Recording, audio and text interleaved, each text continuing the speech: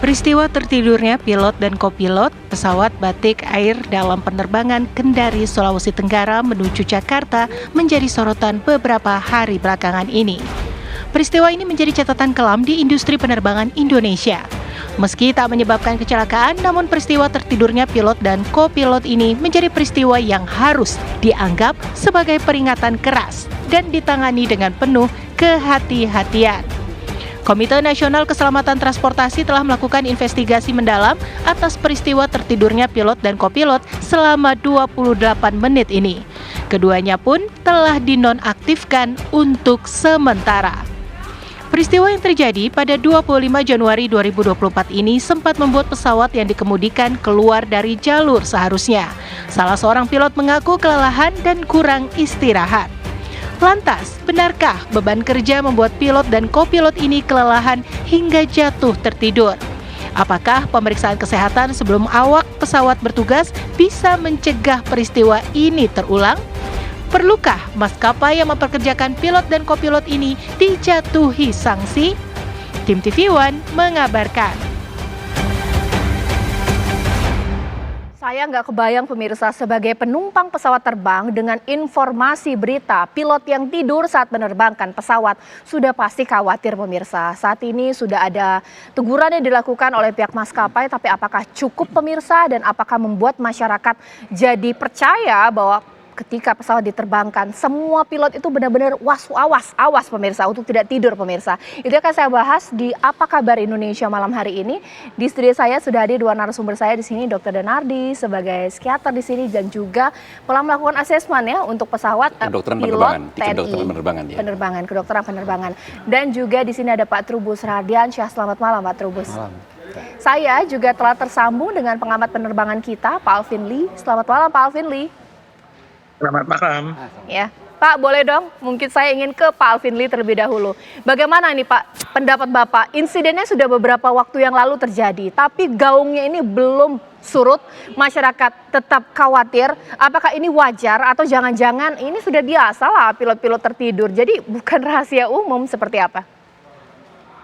Ya, yang pasti ini bukan kejadian biasa. Walaupun di Indonesia ini kelihatannya baru pertama kali ya, di negara-negara lain juga sudah pernah terjadi. Nah, di negara-negara lain, dari pengalaman negara-negara lain itu memang sudah ada praktek oleh maskapai-maskapai penerbangan di mana ketika pilot itu sudah tidak mampu menahan kantuknya, dia sudah terlalu mengantuk, itu bisa minta pada pilot yang satunya ya, baik itu kapten maupun FO first officer, untuk diizinkan tidur.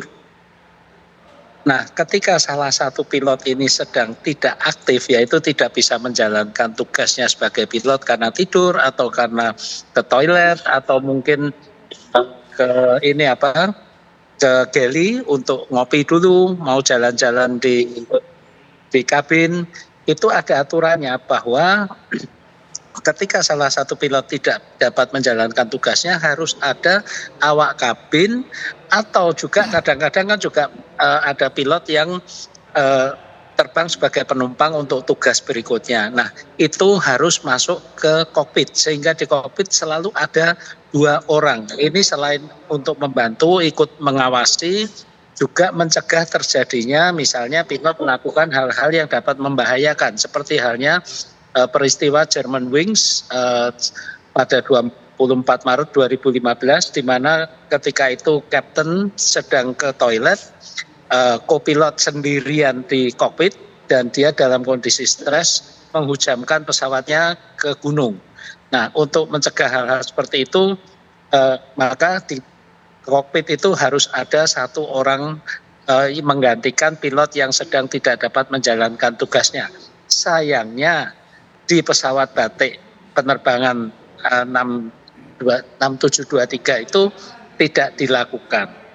Seandainya itu dilakukan, sebetulnya ketika kopilot yang menerbangkan karena kaptennya sedang tidur dan kopilot kemudian tertidur, itu setidaknya ada awak kabin yang bisa mengingatkan, loh jangan ketiduran Cap, gitu. Demikian Mbak. Oke, baik. Mungkin sekarang saya ke Dr. Denardi.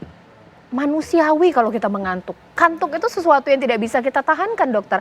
Tapi untuk profesi-profesi tertentu, ini sebenarnya kamu bisa tahan. Ini soalnya nyawa orang yang kemudian menjadi taruhannya. Bagaimana, dokter? Betul. Jadi, saya sampaikan dulu bahwa saya ini sudah mungkin sekitar 11 tahun ini diminta untuk membantu di klinik Lakespra. Lakespra itu kedokteran penerbangan dan antariksa, di mana memang pekerjaannya selain memonitor kesehatan penerbang TNI AU atau juga TNI yang lain, juga penerbang-penerbang komersial. Jadi saya tahu persis bagaimana bahwa kondisi kesehatan para pilot itu sebenarnya terjaga. Jadi setiap 6 bulan sekali itu ada suatu medical examination di mana pilot itu dinilai bahwa kondisinya oke.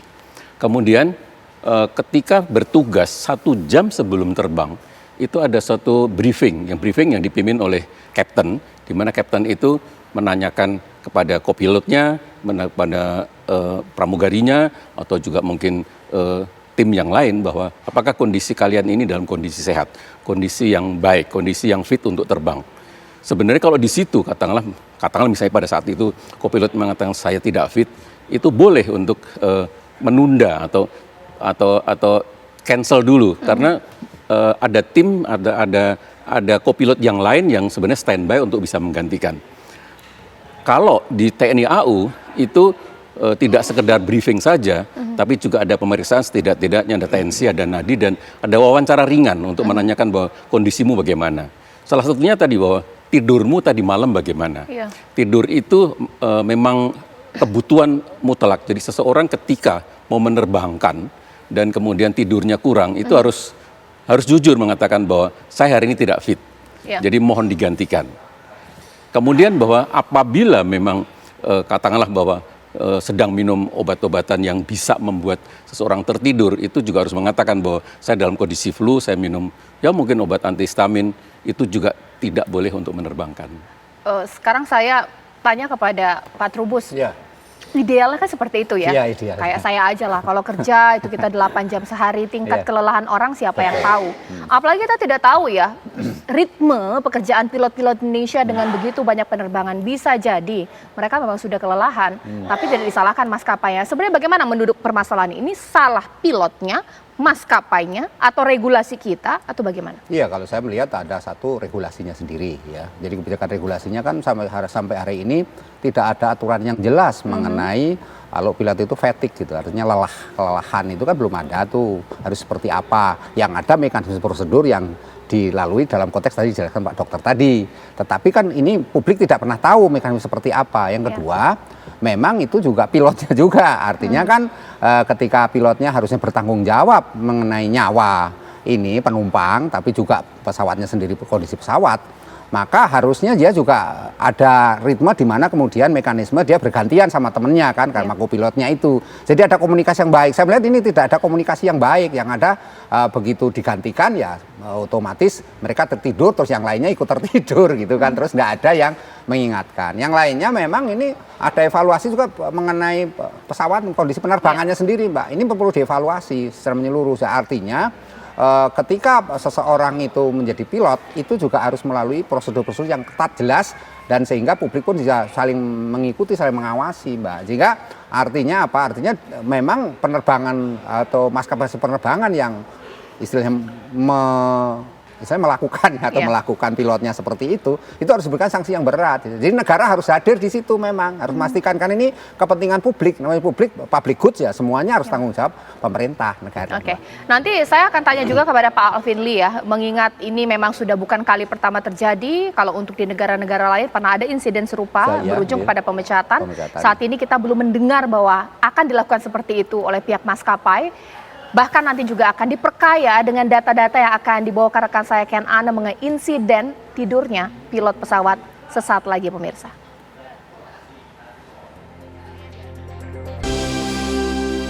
Pemirsa, supaya semakin jelas, rekan saya sebentar lagi Ken Ana akan menghadirkan kepada Anda data mulai dari kronologis kejadian insiden pilot pesawat yang tertidur dan juga insiden-insiden lainnya di luar negeri. Ken Ana. Ya, Caca Anissa dan juga pemirsa, betul sekali. Untuk bisa melengkapi informasi Anda pemirsa, saya akan mengajak Anda untuk melihat kembali bagaimana sebenarnya kronologi dari insiden yang serius di dunia penerbangan. Tertidurnya pilot dan juga kopilot Batik Air pada penerbangan Kendari menuju Jakarta. Ini terjadi pada 25 Januari 2024 sekitar pukul 2:55 waktu Indonesia Barat, di mana jadwal penerbangan dengan kode PKLUV ini sebagai BTK 6734 adalah kode dari pesawat terbang tersebut dari Cengkareng menuju ke Kendari. Ini adalah awal peristiwa terjadi, kemudian pada pukul 3:14 waktu Indonesia Barat di hari yang sama di ketinggian 36.000 kaki, kopilot ini tertidur sekitar 30 menit usai mendapatkan izin dari pilot. Jadi pada waktu tersebut kopilot sudah meminta izin kepada pilot untuk bisa tidur selama 30 menit dan mendapatkan izin pemirsa. Pada pukul 7:11 waktu Indonesia Tengah, pesawat ini berhasil mendarat di Kendari dengan kode tadi PKLUV yang bergerak dari Cengkareng menuju ke Kendari. Sejauh ini belum ada permasalahan di situ kalau kita melihat secara garis besar, tapi apa yang terjadi pada pukul 7:48 waktu Indonesia Tengah, pesawat ini mulai bergerak kembali ke Jakarta, artinya menempuh penerbangan dari Kendari menuju ke Jakarta pemirsa. Lalu kemudian di hari yang sama masih 25 Januari 2024 sekitar pukul 8:05 waktu Indonesia Tengah, pesawat ini melakukan kontak dari Air Traffic Control atau ATC Kendari ke ATC Makassar. Masih sempat ada komunikasi yang terjadi dari pesawat dan juga ATC. Nah, kemudian pada pukul 8:37 waktu Indonesia Tengah, pesawat ini berada di ketinggian 36.000 kaki pemirsa. Dan sempat terjadi percakapan antara pilot serta kopilot, di mana saat ini pilot yang kemudian meminta izin kepada kopilot untuk bisa beristirahat sebentar dan kemudian disetujui oleh kopilot dari pesawat tersebut. Pada saat pesawat berada di ketinggian 36.000 kaki. Menempuh penerbangan dari Kendari menuju ke Jakarta. Ya, berikutnya pada pukul 8:37 setelah itu apa yang terjadi? Kopilot ini kemudian mengambil alih kendali pesawat tersebut setelah pilot meminta izin kepada kopilot untuk bisa beristirahat sebentar tadi dalam percakapannya. Di ketinggian 36.000 kaki, pesawat bergerak dari Kendari menuju ke Cengkareng atau menuju ke Jakarta. Nah, lalu pada pukul 8:22 waktu Indonesia Barat, pemirsa, masih di ketinggian 36.000 kaki, pilot ini sempat terbangun dan berbincang selama 30 detik, kemudian sang pilot tertidur kembali. Inilah yang terjadi menit per menit aktivitas yang ada di pesawat Batik Air Airbus A320. Lalu pada pukul 8:24 waktu Indonesia Barat, kopilot ini meminta izin ke Air Traffic Control atau ATC untuk mengalihkan penerbangan ke 275 derajat dan mendapatkan izin. Artinya masih ada kendali kopilot di situ, masih ada komunikasi. Bahkan kopilot pada pukul 8:29 waktu Indonesia Barat ini juga berkomunikasi dengan awak kabin pesawat. Selanjutnya pemirsa, pada pukul 8:43 waktu Indonesia Barat, kopilot ini juga berkomunikasi dengan ATC Jakarta dan diinstruksikan untuk mengikuti koordinat kurus 2G. Ini terjadi pada pukul 8:43, masih ada komunikasi antara kopilot dengan ATC Jakarta dan kemudian mendapatkan respons.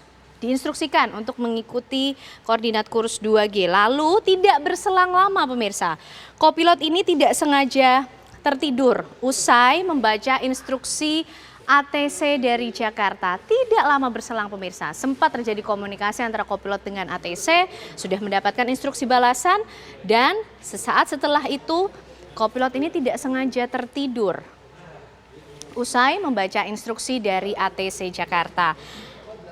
Pada pukul 8:56 waktu Indonesia Barat, ATC Jakarta berulang kali mencoba untuk melakukan kontak pesawat, namun tidak lagi ada respon.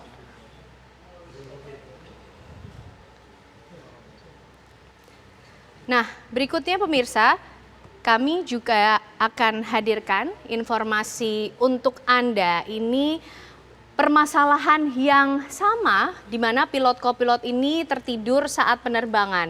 30 April 2022 dari informasi yang kami himpun, ini ada ITA Airways di mana pilot-kopilot tertidur selama 10 menit pada ketinggian 38.000 kaki di atas Perancis. Kalau kasus yang kita temukan di Indonesia tadi yang kita lihat bersama pada 25 Januari 2024 tadi berarti pilot dan kopilot ini tertidur selama 28 menit pemirsa. Nah kemudian kita lihat kasus lainnya 15 Agustus 2022 ada Ethiopian Airlines di mana pilot kopilot ini tertidur pada penerbangan dari Khartoum, Sudan menuju ke Addis Ababa, Ethiopia hingga melewati waktu mendarat tetap berada di ketinggian 37.000 kaki. Nah, kita akan kembali membahas mengenai peristiwa ini pemirsa bersama dengan sejumlah narasumber dan tentunya bersama dengan Caca Anissa. Terima kasih Ken Ana. Dari data yang dihadirkan oleh Ken Ana, langsung saya tanya kepada Pak Alvin Lee. Pak Alvin Lee, apa yang dilakukan oleh pihak maskapai terhadap 2 pilot tersebut sudah tepat tidak? Mengingat ada kasus juga sama terjadi tertidur tapi dipecat, tapi dinonaktifkan. Ini bagaimana? Ya, memang sudah menjadi praktek dalam dunia penerbangan ketika pilot itu mengalami masalah, itu dibebas tugaskan dari tugas terbang. Pertama adalah untuk memfasilitasi investigasi. Investigasi ini tidak lagi mencari siapa yang salah, jelas salah kan. Tapi kenapa hal itu bisa terjadi, kemudian dicari lagi. Apakah sistem yang ada sekarang ini sudah cukup atau masih perlu perbaikan dan sebagainya. Sehingga investigasi itu bisa tuntas, tidak terganggu jadwal terbang para pilot. Yang kedua juga, saya yakin kedua pilot itu saat ini juga dalam kondisi stres.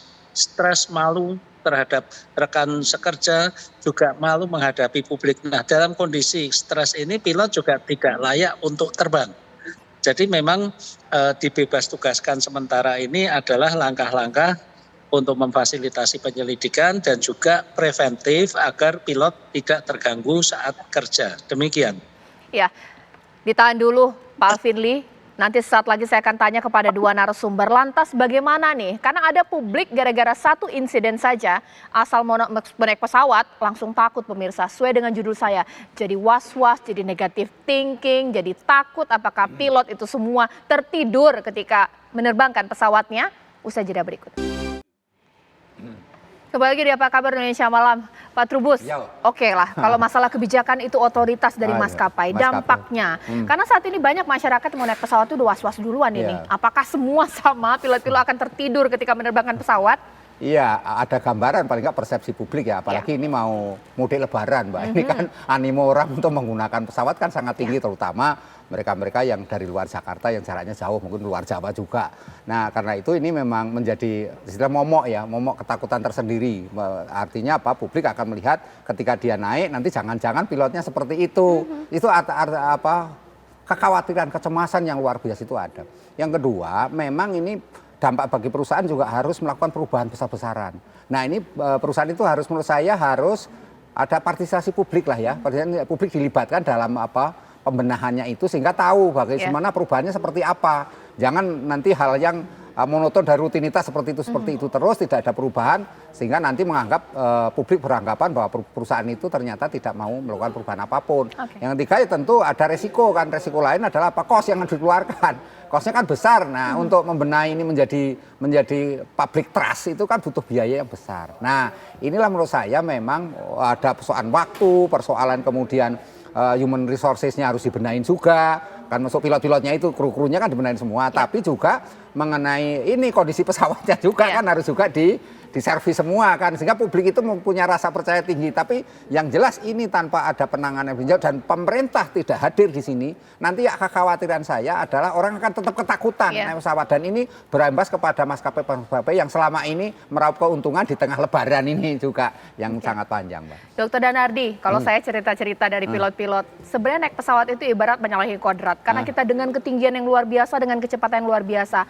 kekhawatiran, umur, nyawa kita di tangan pilot dan juga pesawat terbang itu. Ditambah insiden ini, makin takut orang. Wajar nggak kalau orang jadi ketakutan berlebihan akibat insiden ini? Kalau dibilang dalam waktu dekat seperti ini, ada kejadian ini, kemudian banyak masyarakat yang cemas, saya setuju. Ya. Tapi saya sudah 12 tahun ini dalam dunia penerbangan, sampai ke dokter penerbangan, bisa memahami bahwa tidak ada maskapai yang menginginkan adanya kejadian seperti ini. Tidak ada maskapai yang ingin pesawatnya jatuh. Tidak ada maskapai yang kemudian citranya jatuh. Kemudian juga pilot. Tidak ada pilot atau kopilot yang akan melakukan seperti itu disengaja. Kemudian tidak ada pilot juga yang pesawatnya jatuh.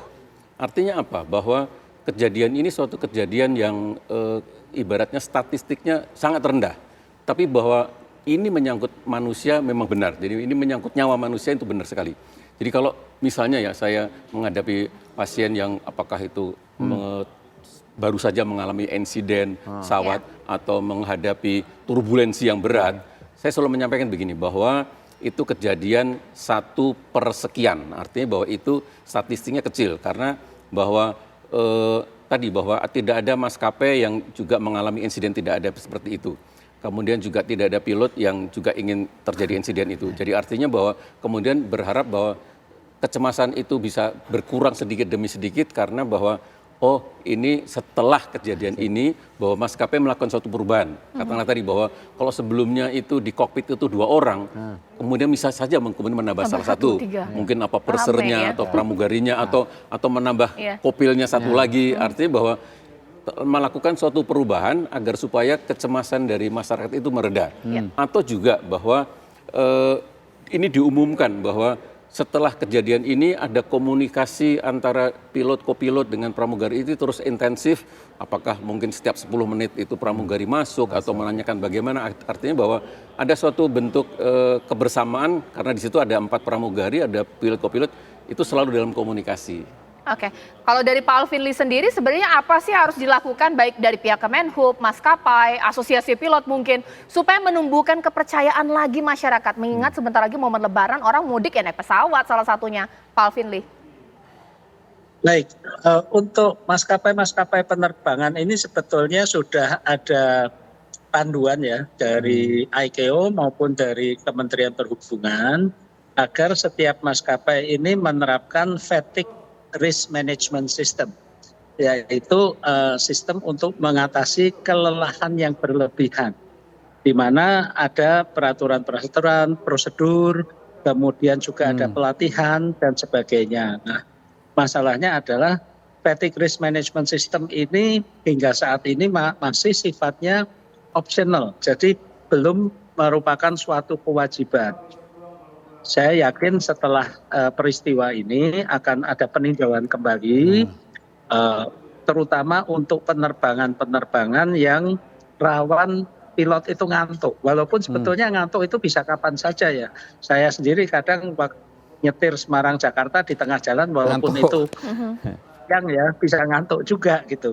Nah, ini yang harus kita siapkan adalah sistemnya.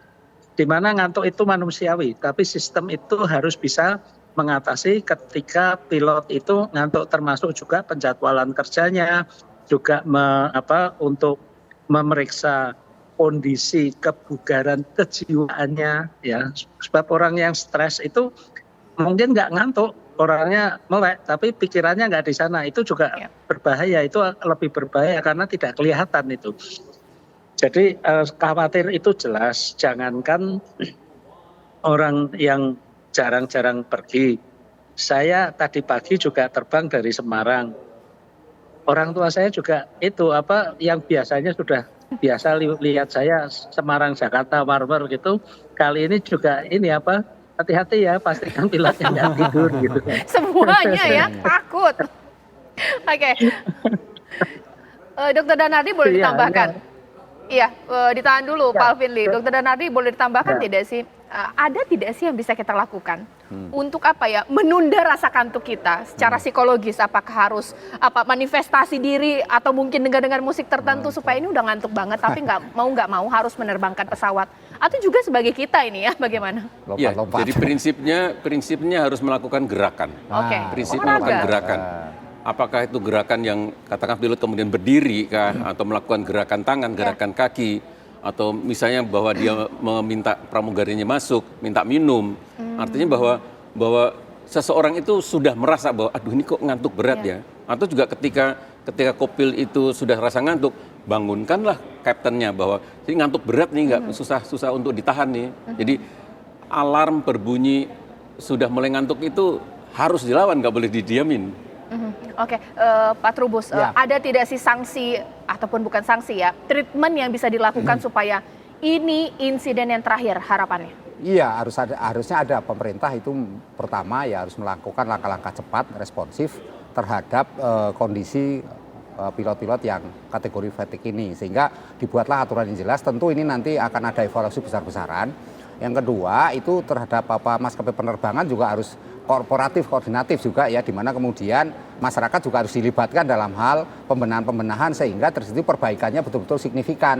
Nah, yang ketiga menurut saya memang harus ada evaluasi dan pengawasan yang ketat itu selama ini. Karena Karena yang namanya mengantuk dianggap sebagai hal yang normal, tapi ini persoalannya bukan mengantuk di tempat biasa, tapi ini di pesawat. Nah, mengendalikan begitu banyak. Yang harus dipikirkan juga dampaknya kepada keyakinan masyarakat itu sendiri. Karena nanti ini agen-agen tiket akan bangkrut ini kalau semuanya posisinya pada ketakutan masyarakat naik kendaraan mobil aja biasa daripada kalau jaraknya cuma Semarang, Jogja, Surabaya, daripada naik pesawat, ya sudah mending aja naik mobil. Nah, ini otomatis namanya tiket.com ini akan bangkrut semua nanti. Artinya ini harus diantisipasi, karena itu pemerintah perlu melakukan terapi yang sangat luar biasa. Yang ketiga ya penting banget menurut saya adalah bagaimana maskapai penerbangan ini juga harus berkoordinasi dengan daerah-daerah di mana kemudian seringkali terjadi turbulensi, iklimnya agak ini gitu kan, itu daerah kan banyak itu ada karena memang kondisi iklim kita ya kadang-kadang ya anginnya terlalu tinggi membahayakan penumpang. Ini harus ada terapi jelas dan publik harus tahu kalau Anda mengarah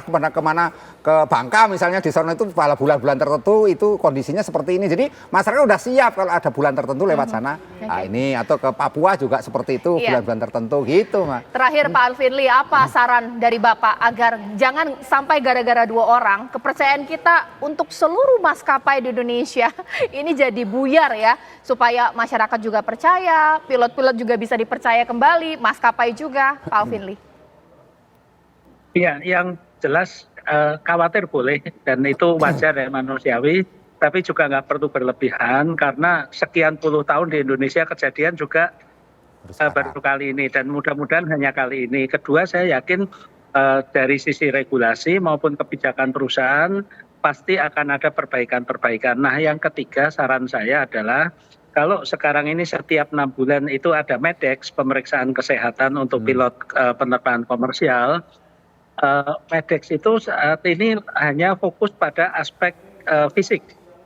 Nah, mungkin ke depan perlu juga ditambah aspek kesehatan, kebugaran, kejiwaannya.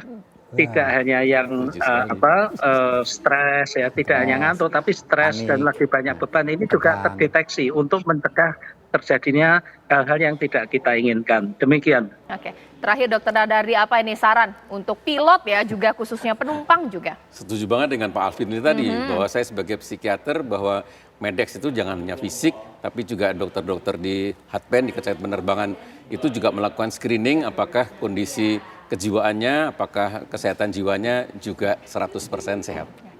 Pak Trubus? Iya, kalau saya sih mengharapkan kejadian ini adalah yang terakhir ya, jangan sampai terulang kembali karena masyarakat sekarang ini di era modernitas ini semuanya menggunakan pesawat. Ya, artinya lebih karena masyarakat kita maunya cepat, pelayanan juga optimal, rasa aman, nyaman itu kan yang dengan masyarakat. Karena itu menurut saya pemerintah harus segera membuat aturan yang jelas, clear dan memberikan juga sanksi kepada mereka-mereka maskapai-maskapai yang lalai sehingga ini tidak merugikan publik secara keseluruhan.